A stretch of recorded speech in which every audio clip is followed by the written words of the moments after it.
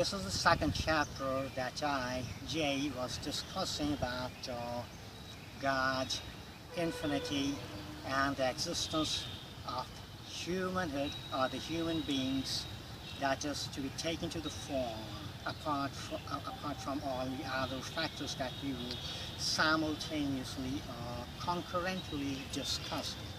So in the second chapter, as I promised to you, that we'll be discussing like why human being became, why at all human became a being like beings that may be beings which have no life or which do not have any sense at all.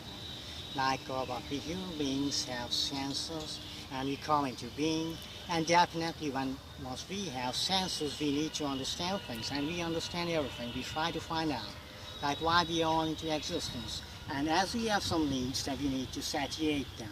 In case we do not satiate our needs, we find ourselves into trouble. We find pain and strain and we want to get rid of them. Like it may be a trauma, it may be a physical pain, it may be bruises on our body, and we want to get them eliminated from. We want to get healed. So these are all the predicaments faced by human beings. And as we know that human beings are like are such beings are not unlike but just like all other beings who have found themselves under panic.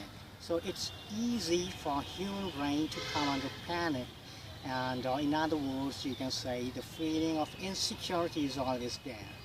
Whatever you do, sometimes you want to prove yourself to be valiant, and it doesn't provide some guarantee that if you want yourself to be valiant, you are valiant at all.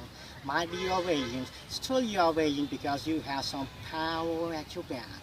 Like sometimes some people may have faith on some power, like a soldier marching ahead to fight with the enemy. Like he has a backup of multiple of soldiers or troops behind, and has a strong leadership, and has arms and ammunition far behind and close behind, just buttressing him to take a stand against the others or against the enemies or against the rivals, whatever you may call them.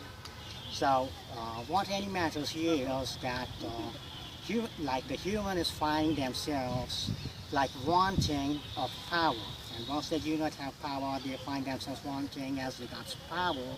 What they do is they seek someone powerful to hold their hands, and who lends the hands?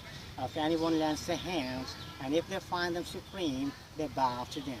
But ultimately, when no one is competent enough, as every human being can gauge the capacity of any other human being or any finite power at their disposal, they know that capacity is well. And once they think that that power is not able to help them at all, they automatically, their brain comes into a mode where they just concentrate on a power that can help them.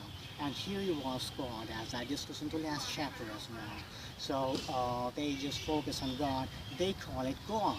And this is the existence of God, because God was existent or not, God exists in the minds of the devotee.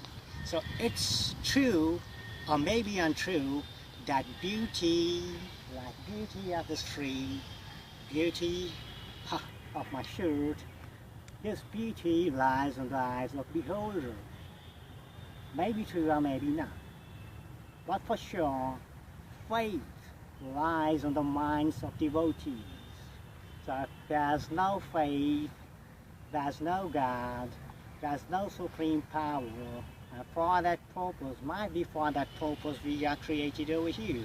That's one sort of perception, but in order to elucidate this thing, we need to go further advanced march to reach to a conclusion that what we are and why we are, and what's the supreme behind that. Okay, and that will be discussed in the chapter 4.